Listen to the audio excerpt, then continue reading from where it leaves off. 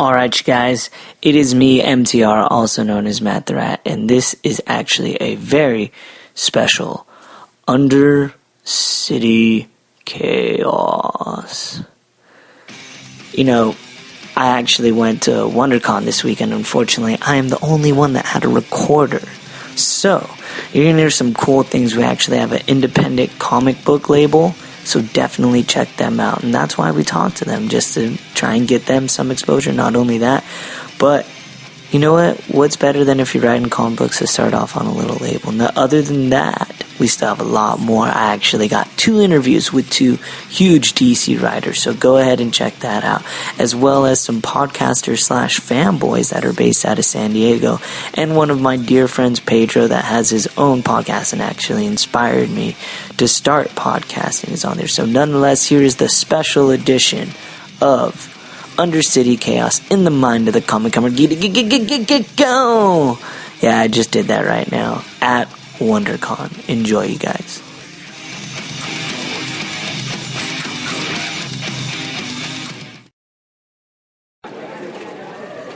I am MTR, also known as Matt the Rat, and this is a special, very, very special edition of Undercity Chaos in the mind of the comic comer. Go! I am here with an old friend, an actual friend that actually got me to do podcasting. We used to work at Disneyland together. This guy has done Lord knows what with how many different things. Everything his mind is set to, he has been able to do it. He was a music promoter for shows. Go ahead and introduce yourself. Hi guys, it's Pedro. And then you also have a podcast yourself. You have a couple. Yeah, I have 3 podcasts. Check them out all on YouTube. One is Speak Geek. It's a video game podcast we do. One's Bonus Level, which is kind of a breakdown of the lore of other video games. So we do like Resident Evil, we do Mario, we do the system breakdowns. And then we have a new one I just started called Tall Tales, where I just basically interview normal everyday people that I think have interesting stories to tell. So what he's saying is he's going to interview me one of these days. Exactly. So, I've actually heard Speak Geek, and I'm not going to lie. Some of the stuff you guys talk about, I have no idea what you're talking. You guys start going into like systems that I'm like, what the hell is that? Yeah. That was beyond my mother even being alive, and my mom's about 40 or 50 now, so you got to think about that. I mean, you guys really know all your stuff, and you, generally speaking, on that show have like, what, 5 to 6 people?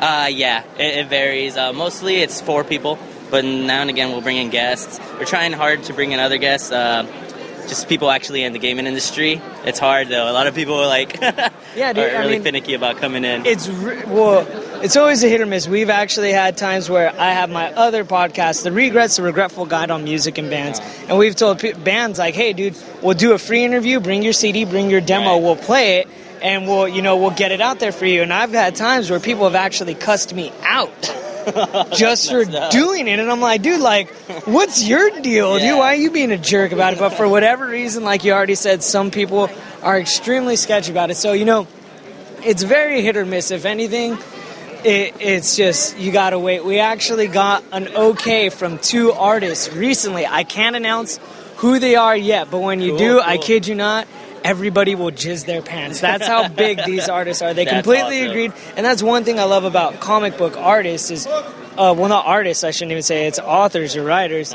They're generally speaking very nice people. Oh yeah, definitely. So what brought you to WonderCon for all 3 days? I'm extremely jealous. I might be able to get in on Saturday, but for all 3 days, what brought you in? Well, for one, I've never attended a big comic book convention. I go to Frank & Sons and City of Industry all the time. That's the closest, I guess, to a comic book convention. Yeah, I've always wanted to go to San Diego Comic-Con, but through one way or another, I always run out of money, or it doesn't line up with work or something. You can't pay $500 to get in. I can't. And then WonderCon is right across the street where I work. Free parking. So, it's like, and I've never been here. I was hoping to dress up. I probably will on Sunday. Same thing here. If I come on Sunday, I actually am going to come. If you've been paying attention to DC Comics, I'm going to come as Vibe. Also known, since he's Mexican, Vibe. He just got a new comic, right? He got his own title. Not only that, but he's part of the JLA. So the 2 between it is actually pretty awesome. So So this is your first time at a con, period. Same thing with me. Mm-hmm. And what are you looking forward to most here? I'm trying to go get some signage, you know. I'm trying to go meet Dan Sloth to tell him about his Spider-Man run. I'm really enjoying it. Hopefully get my stuff signed. I want to go to that regular show panel for sure, because I think JQ Quintel is like freaking hilarious. I love all his stuff. And then especially tomorrow, I'm so excited because I'm like the biggest Adventure Time fan ever. So I'm going to be here for that Adventure Time. Oh, they're having an Adventure Time panel? Tomorrow. But yeah, like I'm just excited in general, even to check out the new Superman movie. Superman Unbound. I think they're premiering it here. No, they're not. Yeah. Was that on the schedule? Because I didn't see it. Yeah. Is that tomorrow? It's going to be in the main Coliseum, I think, here today. Yeah! Definitely going to be there, you guys. I might be able to sneak in a little exclusive, maybe not. I'll turn on the thing and be like, you could hear everything, and I'll just narrate it for you guys later on. What the hell is that? Yeah, I'll do a commentary track. You'll be like, what the hell is that noise? That's an explosion, you guys. But you know what? Are you looking forward to the whole Jim Lee thing or any of the comic book writing stuff? Jim Lee, I mean, to be honest with you, the most I'm looking forward to him working with Scott Snyder. I think on Superman Unchained, which I went to Fat Collectibles and we addressed to him Scott Snyder. We were like, hey, you did Superman. You're gonna do Superman Unchained, and he goes, yes. And look what I just got about an hour or two ago, and he showed us the first cover that Jim Lee drew for Superman Unchained, and it looked bitchin'. Awesome. That is awesome. Like, as far as Jim Lee, like I enjoyed like his his X-Men run. Everybody joined it. That's about the time everyone started getting into comics. That was like the 90s. Yeah, exactly. Everything like that. And then I think he did Wildcats as well. Wild Force. He did. Yeah, he did. I haven't, to be honest, I don't read much Jim Lee stuff, but the stuff I do read, I love it. Like, it's really cool. He's definitely part of my childhood. He's definitely immortalized there. So you're part of the whole Scott Snyder crew. You know he's going to be here today. He's going to be here all 3 days. Yeah. I actually tried to stalk him yesterday. I'm sorry, Scott, if you're going to be listening to this. I did. I kid you not. I tried to stalk him yesterday at Disneyland because I knew he was there. Okay. And right when we left, and we're like, dude, we're not going to find him, whatever. We left. We got on the bus. We went to the car. We couldn't find the car. We found the car. Our friend goes on to Twitter. Literally, the moment we left, he took a picture of him and his son on the Matterhorn. And we're like, no! We should have left! Yeah. And we're in Tomorrowland, and we're like, oh, and probably best bet was right after that picture, he probably went into Tomorrowland. Yeah. Now, more than likely, it's right there. Yeah, right. It's right next to it. Not only that, they're having the music, so it's kind of like, why wouldn't you want to be in Tomorrowland? Right. That's the best time to be in Tomorrowland. Yeah. Is part of the music. So how long have you been doing your podcast for? My podcast, let's see, we started, I'm going to say, November of last year. November of last year? Yeah, and then the other podcast, maybe like 2 months ago. Are you planning on any new ones at all? Not at the moment, but there's always ideas. That's the cool thing about podcasts, man. You can just, whenever you want, as long as you got a mixing board and like Ableton or GarageBand, you're good to go. I don't even have a mixing board. Half of the time we use a PA just to plug directly. Oh, really? in. Oh, that's punk rock, dude. Yeah, straight up. It's a PA. People are like, how do you do podcasting? And I'm like, well, you can do it the ghetto way I did, or you can do it the real way. Now, most people do a mixing board. We do have a mixing board at times, but sometimes we don't have access to it. So we go ahead. We don't even use condenser mics either. We use dynamics, dude. Oh, okay. So we're like straight old school in it, man. Singing into them things. Yeah, dude, and like that, people are like, there's kind of a high pitched frequency behind it. We're like, we understand, we know, but you're still listening, so you kind of can't complain either. Exactly. So you use a mixer? Do you use condenser mics at all? We have 2 condenser mics, but the rest, we just have dynamic microphones. Yeah. What is the best suggestion you could have for anybody starting a podcast? As far as equipment or as far as just recording? Just in general about recording and just doing it. Let's see. In general, I guess don't hold back. I guess I think a lot of people are kind of skeptical about people think they're gonna, people are, how should I say it?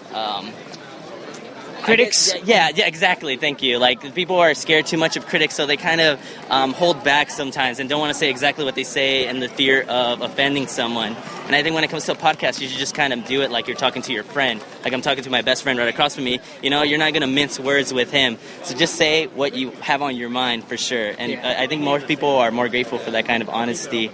And, I mean, they might be offended or something, but at least, you don't sugarcoat it. Yeah, it's true. I actually, when we were talking to Jim Lee, Lee at Fat Collectibles. We're like, dude, we really love your work. What you did with Batman was awesome. And I even explained to him, I'm all, I didn't realize it till I finished it, that title was not called Death in the Family. It's called Death of the Family. Yeah. So there was a big thing that was going to happen amongst all of it. And he is like, yeah, like, people really misconstrued that. So that's why he explained that he was actually scared with every issue that would come out. Oh, okay. And he's still scared to this day. This guy, the guy that's handling basically everybody's baby. Tell me one person that doesn't love Batman. Right. The guy that's handling that. And he's actually scared of what's going to happen from this. Now, that's kind of like, that just shows how real he is. He's not just a person that's out there being like, oh, dude, like, I'm cocky as hell. Oh, yeah. I got Batman,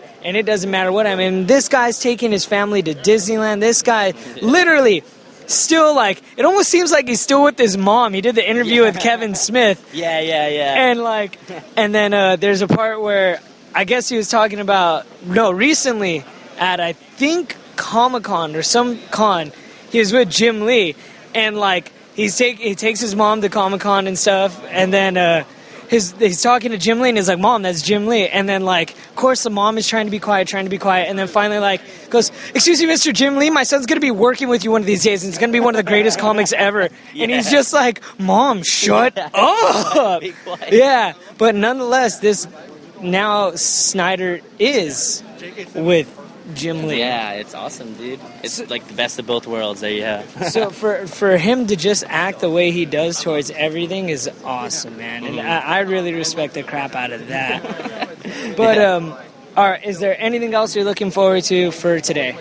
For us today, just check out the vendors. It's going to be nice to see a few vendors that I don't see every weekend. Yeah, it's true. I want to rate a 50-cent pile if they still have it. Definitely, yeah. Hopefully I can pick up some key issues, too.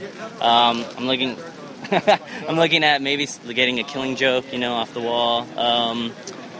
Maybe like a Sweet Tooth one. I didn't even think about it. I actually messed up because I bought Constantine number 300.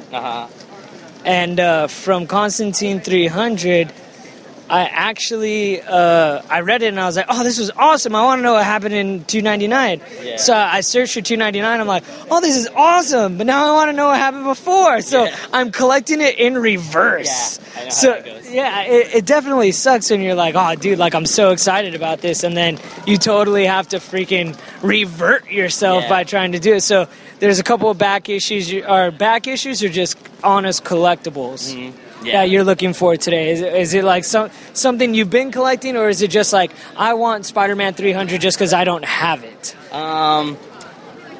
I definitely need to finish my run of The Boys. So I'm kind of like you. I read it backwards. I started like at issue 20, and then I'm like, this is awesome. Yeah, but where do I go from here? So I have a lot of gaps in that. Maybe some Uncanny X-Men. And then I'm a big collector of What If. I try to have every single issue of What If, so definitely if there's any of those in the 50 cents, they're as good as mine. All right, you guys, we're going to go ahead and sign off for a quick second, but go ahead and stay tuned. We're still going to have plenty of interviews. I'm going to be here all for Friday, hopefully Saturday, and possibly Sunday. So thank you guys, and we'll talk to you in a quick little bit. Bye-bye. All right, you guys, Undercity Chaos has a huge special treat for all of you guys. We have none other than Kyle Higgins here, the guy that wrote Nightwing, the guy that made me like Nightwing. Because you can ask anybody, when I first tried to collect, I was like, Batman, and they're like, why don't you do Nightwing? No, I'm not going to do it. Why don't you do Robin? Stop trying to get me to do other things. I only like Batman. And when I first picked up Nightwing #1, oh my gosh, I could not put it down. If there was one comic that I was actually looking forward to, just as equal, it was Batman. So nonetheless, like I've already introduced, we are here with Kyle Higgins. How are you doing today, sir? I'm doing well. How was traffic coming on in? I drove down last night, so traffic last night was not bad. I used to live 5-10 minutes away from here, so I know the area really well. And all right, we talking Fullerton, Anaheim, Santa Ana. What was it back in the day? In Orange.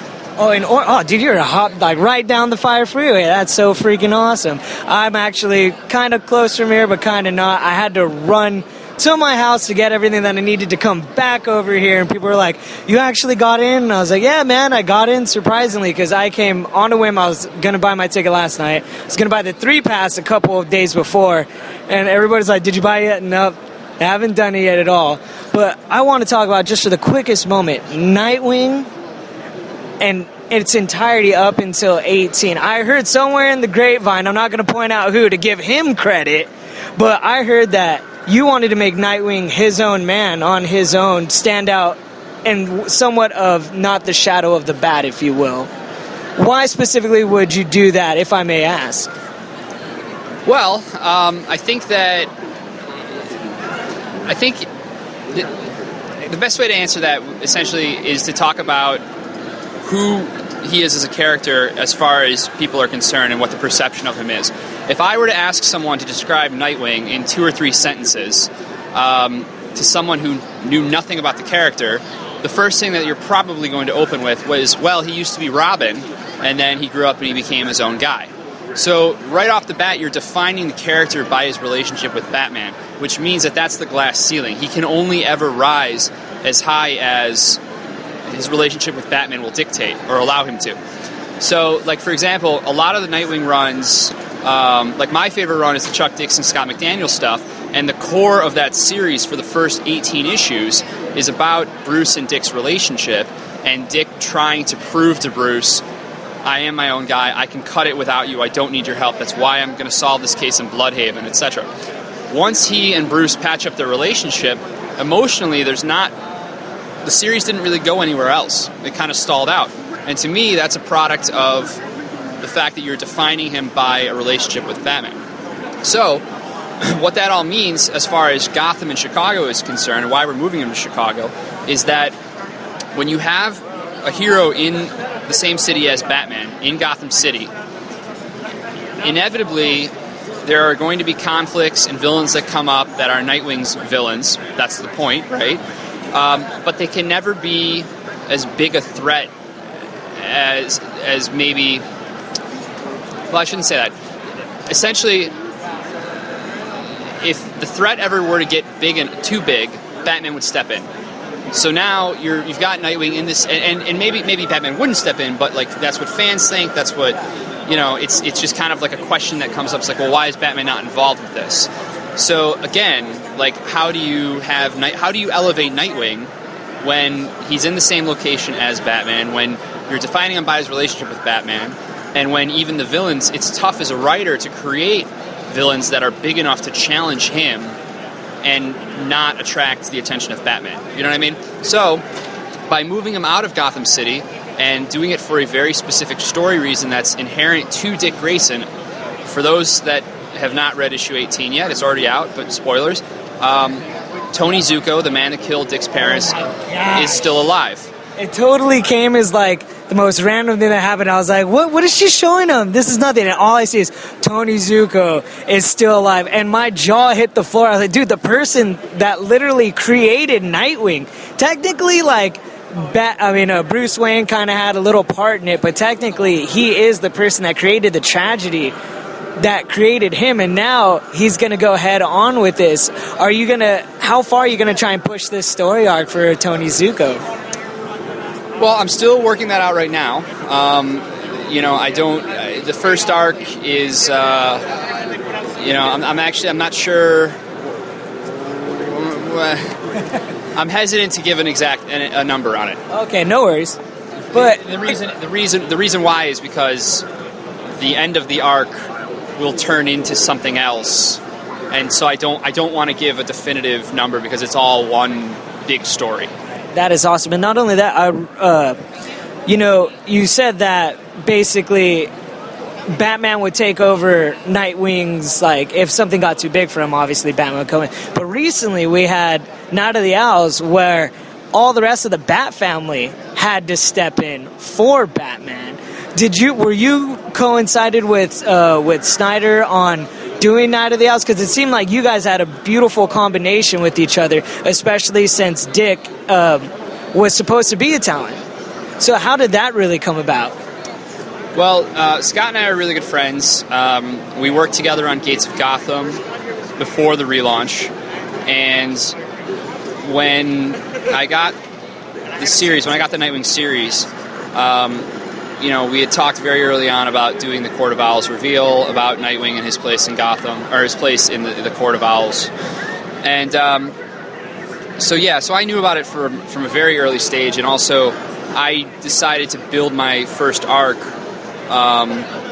around that reveal. Scott was going to do the reveal in Batman anyway, and so it made sense as far as I was concerned to tie in. I mean, there's no it's such a defining moment and defining kind of reveal about Dick Grayson as a character that it would have been silly for me to not build towards it, Yeah, and it was almost like he was genetically ready to become a Talon right off the bat, and then technically he was taken away from it. So to me, it was like, geez, like these guys really have their stuff coincide. So saying that, when is Nightwing going to get his sock back on Batman? Because Batman kind of cheap-shotted on one. When are we going to maybe see Nightwing maybe get that punch back into Bruce Wayne's face? I don't know. Bruce is not in the series going forward. I mean, he's not in my at the very least, he's not in my first 6 or 7 issues. So for those waiting for the punch or for the payback, you're gonna have to wait. You're gonna have to wait a while. But that's still awesome that actually Nightwing has been able to drift off to be his own person, to be an adult. And it almost seems like with Death of the Family, as much as everybody was like, you know what, no, we can't handle this.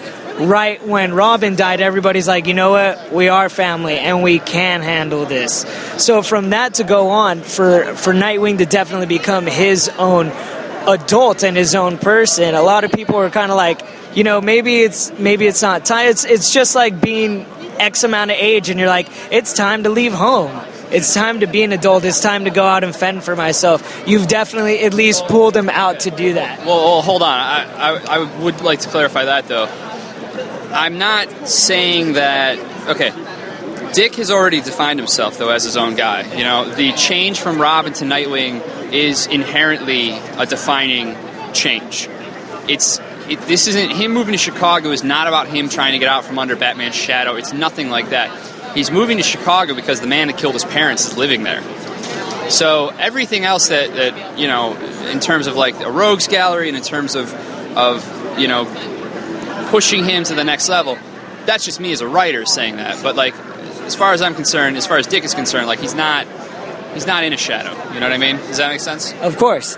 Are we going to see a lot more from you other than on Nightwing? Is there anything else you might be pushing for this year that we could talk about by chance at all? Well, they just announced today that I'm actually taking over Batman Beyond. Yeah, that's awesome. So I'm the new writer on that, and my first issue will be coming out digitally in August, and then it'll be collected in print a few months later. And the idea behind my take on the series is that when my first issue launches, a significant amount of time has passed, and Terry's no longer in high school. He's now in college. He and Dana no longer speak, and his relationship with different members of the book and of the supporting cast is, they're all different. They've very much changed, the relationships. And it's the result of something big that happened in the time that we've skipped. So that'll be kind of an underlying mystery that'll weave in and out of the book. That's kind of all I can say about that at this point. That's awesome. So now you guys know, do definitely pick up Batman Beyond. I haven't touched it before, but you know what? If he's writing it, I'm definitely going to touch it now. You got anything to say? Maybe last minute thing right now? I think that's about it, man. I think you got it all. All right, you guys. Thank you for tuning in on Undercity Chaos. Definitely keep a little bit of an eye out. We're going to have a couple more interviews throughout the day. You guys have a good one. I'm here with Tom, I don't want to say it wrong, Dougherty, because I mess it up so many times. That's just the kind of person I am. For whatever reason, almost anything I touch, it just kind of crumbles. Should have seen my last old school Batman comic. It just turned into dust. But apparently, this gentleman right next to me has his own comics and starting to put out his own stuff. So what is this all about? Can you give me the lowdown? And apparently there's a turducken of a comic. So let's go ahead and talk about that. First off, what is this all about? Well, we're Committed Comics. We've actually been around since 1999. We're an independent comic book publisher out of Seattle, Washington. We specialize in getting people into the comic book industry. And we specialize in giving people the opportunity to bring their creations to the public and to the consumer purchasing people. The Turducken of Terror book is our next project called Haunting Refrain. It's a 104-page full-color graphic novel. It'll be out this fall. It's the easy premise. It's a ghost story within a ghost story within a ghost story. So it's basically a little Turducken of ghost stories. Now, I'm actually standing here, you guys, and I kid you not, the art is beautiful. I would not lie, because if you guys know, listening to my podcast, there's one big thing that I can't read Marvel because I think the art, not to be mean, is a little shanty. I don't like light and bright. I like detail, and I love what I'm seeing right now. I am not over-exaggerating. Nobody paid me to say this, although if somebody did, I'd probably admit it onto the podcast. You guys have to know that. But definitely, all the art here is beautiful. Now, I see Grimm. What is Grimm about? Grimm is actually the main character from a book called Neodawn. It's a 3-issue miniseries. The premise, it pretty much is there's corporate conspiracies going on with alien DNA, and Grimm, Deem, and Sifter stumble upon it and have to make the decision, are we going to help the world or just kind of tell everyone to go screw? So, what you guys know, I would definitely tell the world to go screw. I'd be like, maybe I'll live, but you guys won't, man. But you know, honestly, to be 100% truthful, everything here is straight grade A material. I'm not over-exaggerating. If you're not picking this up by now, you should be. And find out any way to get your comic book shop to start getting this stuff. I just went through Jackrabbit right now, and it seemed freaking amazing. Too bad I haven't sat down to rate it. I have it in my backpack right now. Trust me, you guys. Next week, you're going to hear a review on it no matter what. So definitely check it out. Do we have anything else to look forward to throughout this year? Well, pretty much we've got a bunch of different projects coming out. The best way to check up on us is to go to Facebook, Committed Comics, or committedcomics.com. That's COMMITTEDCOMICS. Remember to tell them that Undercity Chaos sent you so they know what was up. Thanks a lot, you guys. Make sure to hear our next couple of segments, dude. Don't turn away. This is all about WonderCon this weekend. You guys have a great night. All right, you guys, sometimes you meet cool people over here in Anaheim. Not usually, but just sometimes. And we just so happen to have a special treat. Some people from all the way from San Diego. Imagine, I mean, it's only, 2-3 miles away, but still, I don't even want to drive to LA, and it's 30 minutes away. Think about that, you guys. Nonetheless, we do have apparently someone else that does podcasting. Go ahead and introduce yourself. My name is Paul Zenz, and I do the podcast for Spoiler Alert, fanboygaming.com's weekly nerd podcast. So definitely check them out, but hey, don't try to turn to them, okay? We love to share. That's the way us podcasters are. But nonetheless, we're going to go ahead and do a quick little interview. And why? Because who else would be better to interview on a podcast than another podcaster? Have you done anything so far here at the show, or what are you going to be doing today? I'm just doing little features. I'm showing everybody about WonderCon since it's not quite the scope of Comic-Con. Everyone's always excited for Comic-Con and cries when they don't get tickets. Well, I'm telling people you need to go to WonderCon because it's the pure experience. It's about the comics and not about Glee. I have to... Jeez, I can't believe we went there. I have to...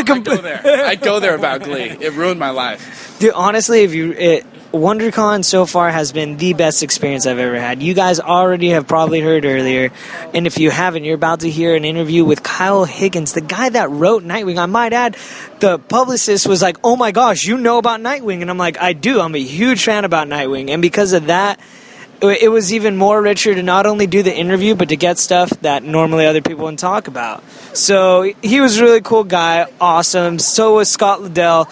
He is the writer of Superman, Red Hood, and Teen Titans, and you have plenty of more that you guys are going to hear for later on. But you have a couple of interviews lined up as well. What do you have lined up for today? I'm actually got a couple of interviews with Lionel Yu, artist from Marvel Comics. I'm hooking up with Scott Snyder, hopefully over email, and getting a couple of interviews from him, but also from Mike McCone from Marvel Comics, who's getting ready to do a huge Avengers comic with Warren Ellis, which is, I mean, it's Warren Ellis. It's going to be amazing. Right? Like, you going to complain? You going to complain at all? Exactly. It's Warren Ellis. It's going to be dark, it's going to be gritty, and it's going to be beautiful in every sense of the word. Right. I'm hoping to try and slide by like Scott Snyder and Jim Lee and be like, hey, you guys, I love you. Can you talk into the mic real quick? And they'll be like, oh, thank you from WonderCon. I'll be like, yes, at least I got something. That's on. Do you have a game plan with trying to even sneak in with you guys? You told me that, which was really smart. And, you know, I hate to say it, you guys, Undercity Chaos may steal this idea. Email interviews. Can you tell us about that real quick? Yeah, that's actually the easiest way because, you know, writers and artists are so busy. There's so many crazy deadlines that they're put under that if you can get in contact with them, I mean, it's so easy to have them email you, and you email them a list of questions, and they can write about it as much as they want. And, you know, they can take a month to do it. They can take a week to do it. They can send it back the next day, depending on their restrictions on time. But now, be honest. Have you ever gotten just like a one-sentence email and that's it? I've gotten a one-sentence answer on some questions, but for the most part, these artists and writers and inkers and colorists and letterers are just so nice. And for the most part, they're all incredibly humble.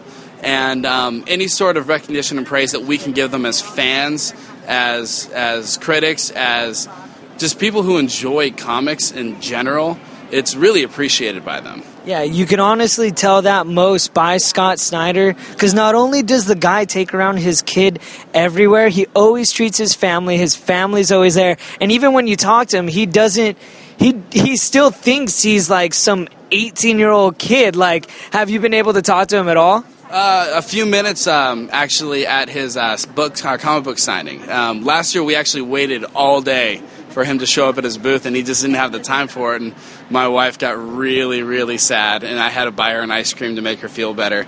So his wife is here, so did that ice cream make it all worthwhile? It did make it all worthwhile. It was Cold Stone Creamery, because if it wasn't, it's no going by, but... Yeah, exactly. Was it just like a Thrifty's one? You're like, I'm not worth 99 cents. You know what? I mean, he went all out with everything, you know, making me feel better because of the situation, but it was awesome. And I'm pretty sure ice cream was not the only thing that was fulfilled that day. That's all I gotta say. But you also do something as well. Yes, I actually am an editor. I'm fangirl editor on fanboygaming.com.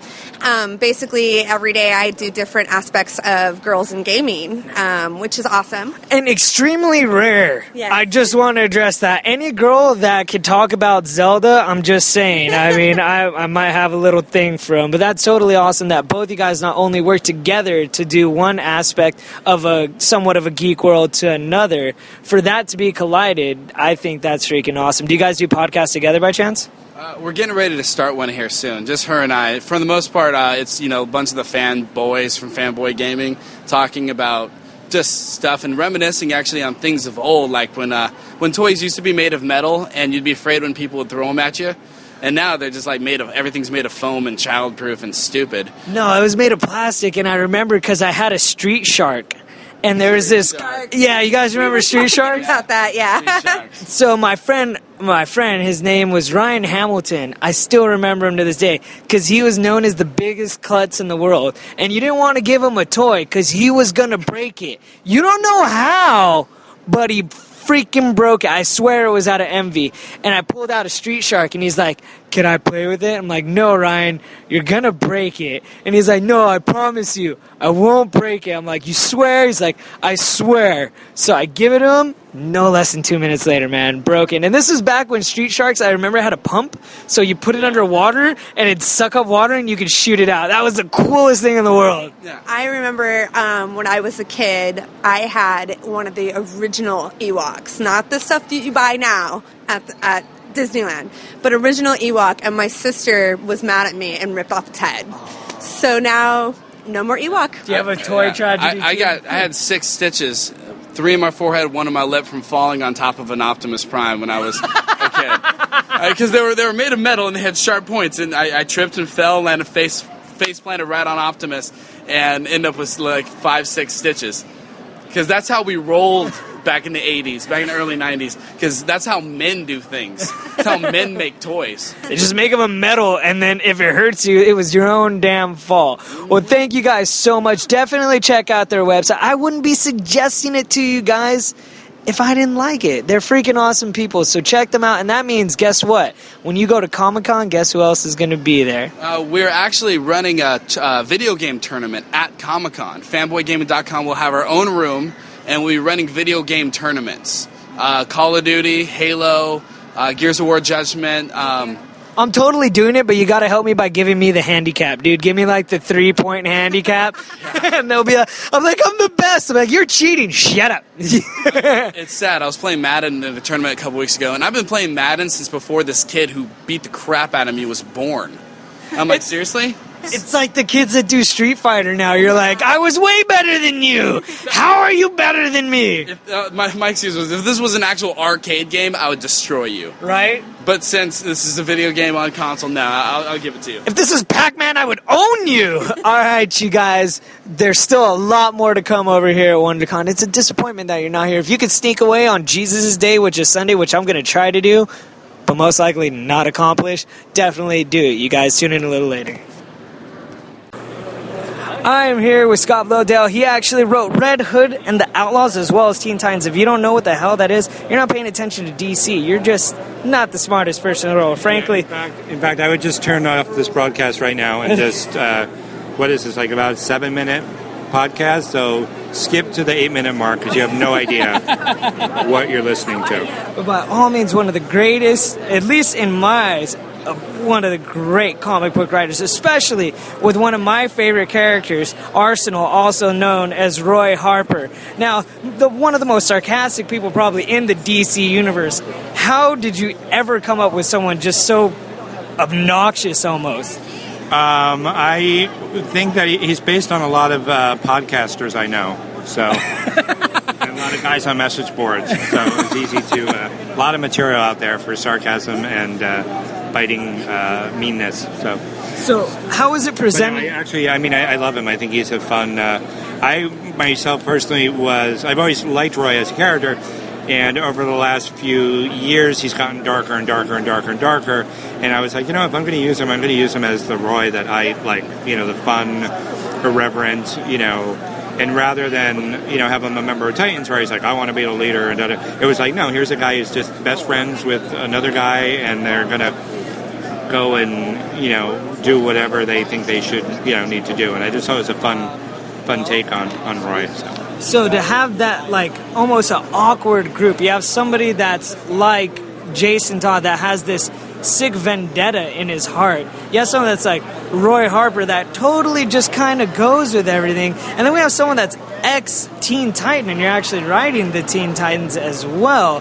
How did that even come about? Did you feel like that was a great idea when it was presented to you, that it was going to be a hard idea? How did you even go about that? When they first told me about it, I said, well, it sounds really good, but let's get rid of Starfire because it doesn't make any sense because she's a star celestial character. And they're like, no, that's what you're going to use. And I said, okay. And then I came back, I go, well, what about if we use... And they're like, no, you don't understand.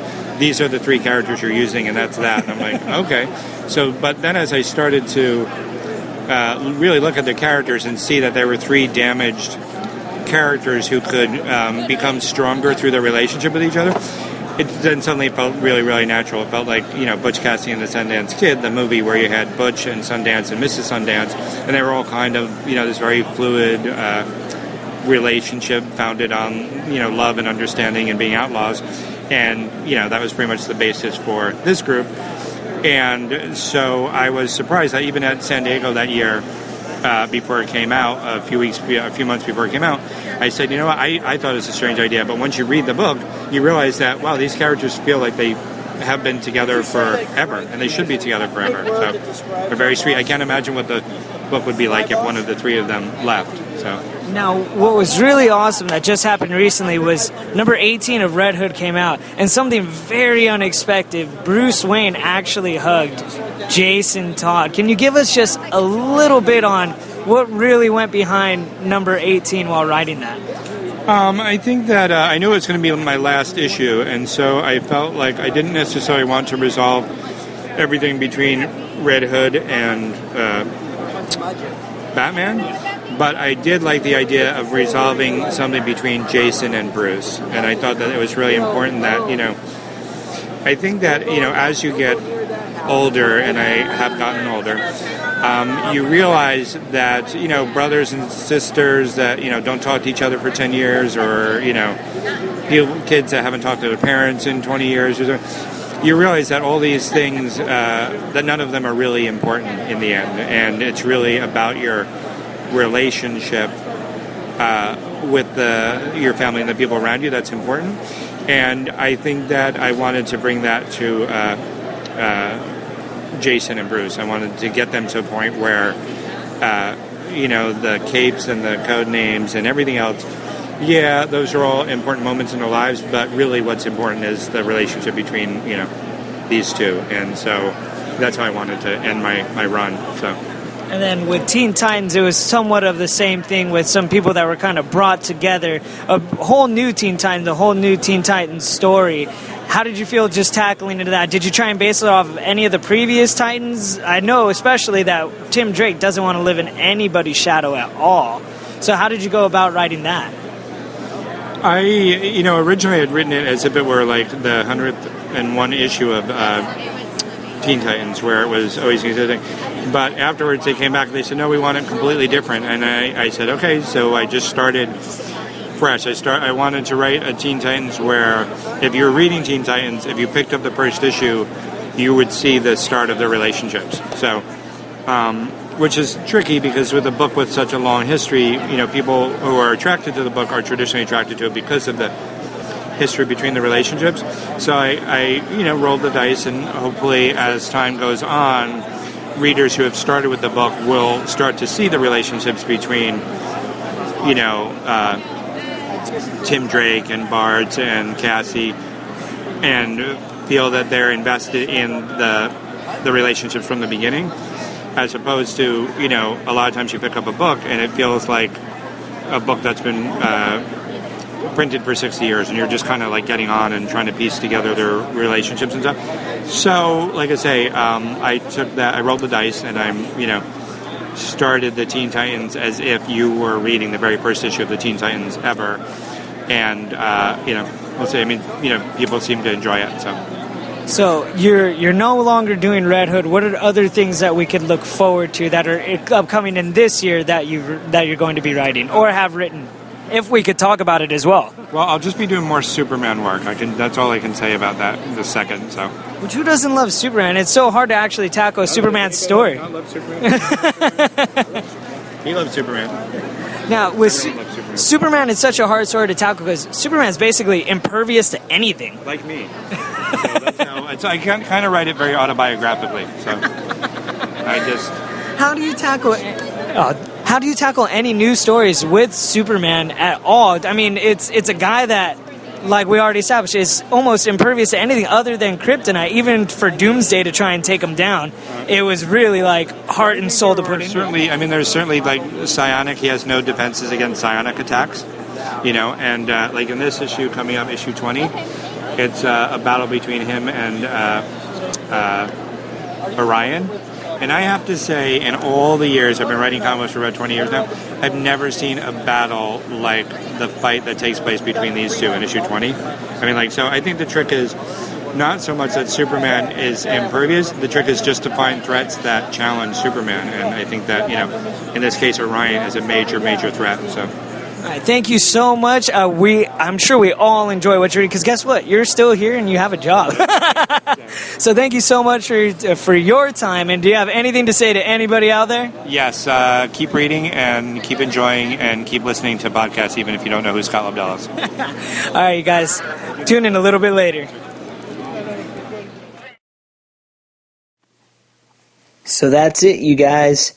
Unfortunately, there's not more to be done on there. I tried to get as much as I can, as well as getting Renee in there, but you know what?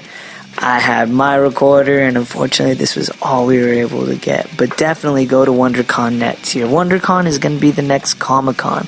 They had so many different panels for so many different things, for zombie stuff, for DC. Scott Snyder actually did one on all of his new upcoming stuff. I got to meet Jim Lee. I got to talk to Snyder like 5 times. I'm pretty sure that guy is tired of me. Got to buy comic books at a cheap price. Got to see a full-fledged real life, yes, a real human being as Jessica Rabbit. And I'm not gonna lie, she looked in every way possible like Jessica Rabbit.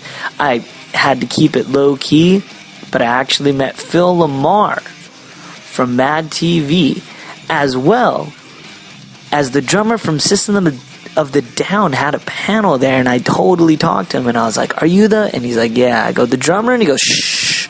It's like, all right, I won't say anything until now. I just released it now, so hope you guys enjoyed it. Tune in this week, because we will be talking about not only the previous episode of The Walking Dead, but the very last season finale of The Walking Dead. And then from here, I don't know, we might jump into Arrow. You tell us what you want to hear. So thank you very much, you guys. I just want to thank DC for actually letting me do these interviews. It was awesome. I talked to the press lady. She completely understood. And it was amazing. I definitely suggest going to WonderCon next year. And if you want, maybe take a trip with me to Comic-Con. All right, you guys. Have a great night and enjoy some Undercity chaos, as well as every other Rat House production podcast. Have a great night.